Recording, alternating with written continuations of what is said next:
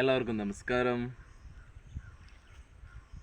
ഞാൻ ഗുരുവായൂർ വെച്ച് നമ്മുടെ യൂട്യൂബ് ചാനലൊക്കെ ഫോളോ ചെയ്യുന്ന ഒരാളെ കണ്ട സമയത്ത് അത് എന്നെ പറഞ്ഞ് നമ്മുടെ സർപ്പബലിയുടെ ഇതിൽ പങ്കെടുക്കാൻ താല്പര്യമുണ്ടെന്നും അദ്ദേഹം പങ്കുചേരാനായിട്ട് കാര്യങ്ങളെല്ലാം എന്നോട് അന്വേഷിച്ചപ്പം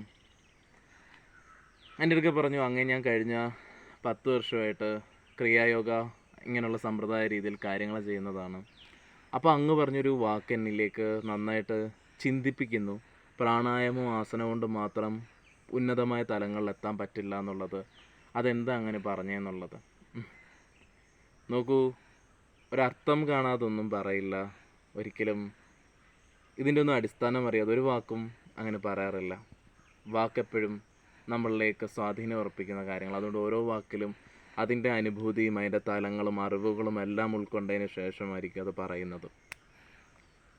നോക്കൂ, നമ്മുടെ മാർഗം അടിസ്ഥാനപ്പെടുത്തിക്കൊണ്ടുള്ളത് നമുക്ക് അവബോധത്തെ, ഈശ്വരനെ നമ്മുടെ ഉള്ളിലെ തന്നെ കണ്ടെത്തുക എന്നുള്ളതാണ്. നമ്മുടെ ഉള്ളിലുണ്ട്. നമ്മൾ ഈ അന്നമയ കോശത്തിൽ മാത്രം കടന്നിട്ട് അതിനെ അന്വേഷിച്ച് കഴിഞ്ഞാൽ കിട്ടില്ല. നിങ്ങൾ അന്വേഷിച്ചിറങ്ങിയ ഒരാളാണെങ്കിൽ നമുക്ക് 72,000 നാഡീവ്യവസ്ഥകളിൽ യോജിച്ചിരിക്കുന്ന ഈ ഊർജ തലങ്ങളെ ഇതിനെ തൊട്ടുകൊണ്ട് ഇട, പിങ്കള, സുഷുമ്ന എന്ന് പറയുന്ന വ്യവസ്ഥയിൽ നമുക്ക് മുകളിലോട്ട് നമ്മുടെ നട്ടൽ, സ്പൈൻ എന്ന് പറയുന്ന നമ്മുടെ തലവശത്തെ പുറവശം, നമ്മളിപ്പോൾ ഇവിടുന്ന് ഇങ്ങനെ വരച്ചു കഴിഞ്ഞാൽ തലയുടെ പിൻഭാഗത്തായിട്ട് അതിനെ ആ രീതിയിൽ അതിനെ നമുക്ക് ഉയർത്താൻ സാധിച്ചാൽ, ആജ്ഞാചക്രം എന്നൊക്കെ പറയുന്ന പോലെ അതിൻ്റെ മധ്യസ്ഥാനം അതാണ്. അപ്പോൾ സ്പൈനിലൂടെ എനർജി കടന്നു പോകണം. നമുക്ക് ഒരു ഏറ്റവും ഉയർന്ന നമ്മുടെ ആ എൻലൈറ്റ്മെൻറ്റ് അല്ലെ റിയലൈസേഷനിലേക്ക് നമുക്ക് കടക്കാം. നമ്മുടെ ജീവൻ ഉണരുക എന്ന് പറയും. അപ്പോൾ അത് ഫിസിക്കലി എനർജി നമുക്ക് ഫിസിക്കലി എക്സ്പീരിയൻസ് ചെയ്യാൻ പറ്റുന്ന ഒരു കാര്യമാണ്. ഇന്നത് ടെസ്റ്റ് ചെയ്ത് എടുക്കാനുള്ള ഉപകരണങ്ങൾ പോലും ഇന്ന് നമ്മുടെ പുറയിലോട്ടുള്ള പഠന രീതികളാണ്. ചില ആത്മീയത എത്രയോ ഉയരങ്ങളിലെത്തി പലതും തെളിയിച്ചാണ്. പക്ഷെ മനുഷ്യൻ ഇന്നത്തോളം അന്ധകാരത്തിലായിപ്പോയി. പണ്ട് ഋഷി പറയാറുള്ളൊരു കാര്യമുണ്ട്, മനുഷ്യന് കലിയുഗത്തിൽ കൽക്കി എത്തുമെന്ന് പറയാൻ കാരണം മനുഷ്യന് ഇത്രയും ഉയർന്ന ബുദ്ധിയുടെ സാധ്യതയുള്ളത് ഈ ടൈമിലാണ്. പക്ഷേ മനസ്സെന്താണ്? അത് കുരങ്ങനുമാണ്. അപ്പോൾ ഒരു കുരങ്ങൻ്റെ മനസ്സുള്ളത് കൊണ്ട് എന്തായാലും ഈ സൃഷ്ടി ഒരു പരിവർത്തനം ആഗ്രഹിക്കും. ആ പരിവർത്തനം ആഗ്രഹിക്കുമ്പം നമുക്ക് നമ്മുടെ ഉയർന്ന തലങ്ങളെ നമുക്ക് മനസ്സിലാക്കാൻ പറ്റില്ല. മനസ്സ് കുരങ്ങനാണ്. അപ്പോൾ എന്തായാലും ഒരു നാശത്തിലേക്ക് പോയിട്ട് അത് സംഭവിക്കുള്ളൊരു പരിവർത്തനം. അതുകൊണ്ട് ഇന്ന് അത് നമ്മുടെ ഋഷിമാർ പറഞ്ഞു തന്നു. പക്ഷെ നമുക്കത് ഉൾക്കൊള്ളാൻ വളരെ ബുദ്ധിമുട്ടാണ്. അതേസമയം ഇന്ന് ചില ആധുനിക യുഗങ്ങളുടെ കുറേ മിഷൻസ്, ഒരു മാഗ്നറ്റിക് ഫോഴ്സ് നമ്മളിൽ സ്വാധീനം എടുക്കുന്നത് നമ്മുടെ തലച്ചോറിലുണ്ടാകുന്ന മാറ്റങ്ങളും നമ്മുടെ പല രീതിയിലും നമുക്കുണ്ടാകുന്ന മാറ്റങ്ങൾ ഇന്ന് നമുക്ക് പ്രൂവ് ചെയ്ത് കാണിക്കാൻ പറ്റുന്ന ഒന്നാണ്. ഒരാൾക്ക് വെറുതെ സമാധിയിലാണെന്നൊന്നും പറയാനോ അല്ലെങ്കിൽ നമുക്കിപ്പോൾ ഒരു എനർജി ഫീൽ ചെയ്യുന്നുണ്ടോ ഒന്നും പറയാൻ പറ്റില്ല. ടെസ്റ്റ് ചെയ്യുന്ന മിഷൻസ് പോലും ഉണ്ട്. തലച്ചോറിലെ മാറ്റങ്ങൾ പോലും കണ്ടുപിടിക്കാൻ പറ്റും. ബാംഗ്ലൂരൊക്കെ അതിനുള്ള സമ്പ്രദായമുള്ള കാര്യങ്ങളുമുണ്ട്.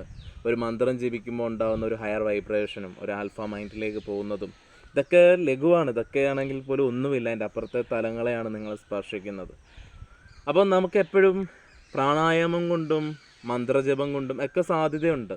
പക്ഷെ നമ്മുടെ ഇടനാടി എപ്പോഴും ഈ പ്രകൃതിയായി ചേർന്നിരിക്കുന്നതാണ്. ഈ പ്രകൃതിയുടെയാണ് നമ്മളും. അപ്പം നമ്മുടെ ഈ ശരീരം നിർമ്മിച്ചിരിക്കുന്ന ധാരാളം ഓർമ്മകളാൽ ഇത് പിതൃക്കളുടെയാണ്. അപ്പോൾ നമ്മൾ എപ്പോഴും പിതൃക്കൾക്ക് വേണ്ടി നമ്മൾ ചെയ്യുന്ന ഏറ്റവും ഉയർന്നൊരു മാർഗ്ഗമാണ് ബലി എന്ന് പറയുന്നത്. അപ്പോൾ നമ്മുടെ ഊർജം എന്ന് പറയുന്നത് പോലും നിങ്ങൾക്കറിയാം, ഇങ്ങനൊരു കമ്പ് അല്ലെങ്കിൽ ഒരു ഉദാഹരണം വെച്ചാൽ ഇവിടെ ഒരു സ്ട്രെയിറ്റ് ആയിട്ടുള്ളൊരു കമ്പിൽ 2 സർപ്പങ്ങൾ ഇങ്ങനെ ഇഴഞ്ഞു പോകുന്നത് നിങ്ങൾ കണ്ടിട്ടുണ്ടാകും പലയിടത്തും. നമ്മളിതിനെ സ്പൈനായിട്ടാണ് കാണുന്നത്. അവിടെ ഇങ്ങനൊരു ചുറ്റും ഇങ്ങനൊരു വലത്തുനിന്നൊരു ചുറ്റും ഇടത്തുനിന്നൊരു ചുറ്റും. അപ്പം ഈ വലത്തുനിന്നുള്ള ചുറ്റും വളരെ എളുപ്പമാവും. അങ്ങനെയുള്ളവർക്ക് എനർജിയൊക്കെ എക്സ്പീരിയൻസ് ചെയ്യും. പക്ഷേ അവരെന്താ സംഭവിക്കുന്നതെന്ന് അറിയാതെ ഇപ്പോൾ. പക്ഷെ അവർക്കൊരു തലങ്ങളെ സ്പർശിക്കാനോ അവർക്ക് എത്താൻ പറ്റില്ല. എപ്പോഴും ഈ താഴത്തെ നാഡിയെ, മൂലാധാരയിലുള്ള നാഡിയെ നമ്മൾ യമുനാ നാഡി എന്നാണ് വിളിക്കുന്നത്. ഗംഗാ നാഡിയിലേക്ക്, ശിവനിരിക്കുന്ന ആ നാഡിയിലേക്ക് സുഷുമ്നയിൽ പൂർണ്ണത്വം എത്താൻ സാധിക്കില്ല. അപ്പോൾ പിതൃക്കളുടെ നാഡിയാണ് ഇത് ഇടനാടി എന്ന് പറയുന്നത്. അത് പൂർവികരുമായി നല്ല രീതിയിൽ നമ്മളെ സ്വാധീനം കൊടുക്കുന്നുണ്ട്. അവിടെ നമുക്ക് അഴിവാക്കി തീർക്കാൻ വെച്ചാൽ, അഴിവെന്ന് വെച്ചാൽ കർമ്മത്തെ ഇല്ലാതാക്കി തരുവാൻ. സർപ്പബലി 100% ഒരു വ്യക്തിയുടെ പ്രാരബ്ധ കർമ്മത്തെ ഇല്ലാതാക്കുന്നു.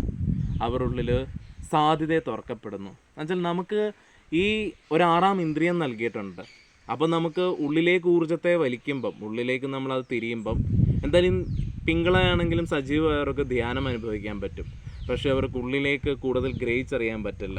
അത് കുറച്ച് ഓർമ്മകളുടെ അളവ് കൂടിയതുകൊണ്ടാണ്, പ്രാരാബ്ധത്തിൻ്റെ അളവ് കൂടിയതുകൊണ്ടാണ്. അപ്പോൾ അതിനെ നമുക്ക് പൂർണ്ണമായിട്ടും ഗ്രഹിക്കാൻ സാധിക്കാൻ നമ്മുടെ ഒരു വലിയൊരു തുടക്കമാണ് ചെയ്യാൻ പോകുന്നത്. സ്പിരിച്വാലിറ്റിയിലെ ഏറ്റവും ഉയർന്ന, ഏറ്റവും സാധ്യതയേറിയ നമ്മൾ അവിടം തൊട്ടാണ് ശരിക്കും സഞ്ചരിക്കുന്നത്. ഒരു തടസ്സമില്ലാത്ത രീതിയിൽ, തുറന്നായുള്ള രീതിയിൽ നമ്മളൊരു ആത്മീയ യാത്ര തുടങ്ങുന്നത് അങ്ങനെയാണ്. പിന്നെ ചില ആളുകൾ ചോദിക്കുന്നുണ്ട്, ഇതിൽ വന്നു കഴിഞ്ഞാൽ ബാധ മാറുമോ, ചില കാര്യങ്ങൾ മാറുമോ, എപ്പോഴും ഇങ്ങനെയൊക്കെയുള്ളൊരു രീതിയുണ്ട്. നിങ്ങൾ ശ്രദ്ധിക്കുക, ബാധ എന്ന് പറയുന്നത് ഓർമ്മയാണ്. നിങ്ങളിൽ വേണ്ടത്രയും കൂടുതലല്ലാത്ത രീതി നിങ്ങളുടെ അന്നമയത്തിൽ കുറച്ച് ദോഷം വന്നിട്ടുണ്ടെങ്കിൽ, നിങ്ങൾ വേറൊന്നിനെ എന്താ പറയുക ഉള്ളിലേക്ക് എടുത്തിട്ട് അവരായി ജീവിക്കാൻ തുടങ്ങുമ്പം അതൊരു ശാപമാണ്.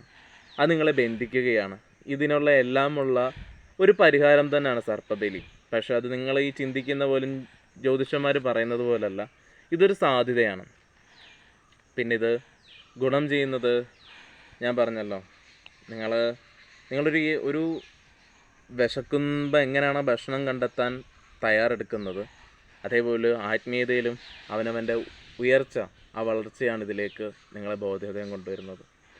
ഇതൊരു പ്രാക്ടിക്കലായിട്ടുള്ള വേഷമാണ്. എൻ്റെ ആഗ്രഹം ഓരോരുത്തരും തന്നെ ബ്രഹ്മവിദ്യയിലൂടെ പൂർണ്ണ പദം എത്തണമെന്നാണ്. ഇതൊരു തിരിച്ചറിവിൻ്റെ പുറത്താണ്, ഉയർന്ന സാധ്യതയിലെത്തണമെന്നാണ്. സുഷുമ്നാ ക്രിയ നമ്മുടെ വേഷമുണ്ട്, അപ്പം അതും നമ്മൾ നൽകും. പക്ഷേ ഇതേപോലുള്ള ക്രിയകൾ ചെയ്തിട്ട് നിങ്ങൾ ചെയ്യുമ്പോൾ ഉയർന്ന സാധ്യതയായിരിക്കും നിങ്ങൾക്ക്. നമസ്കാരം.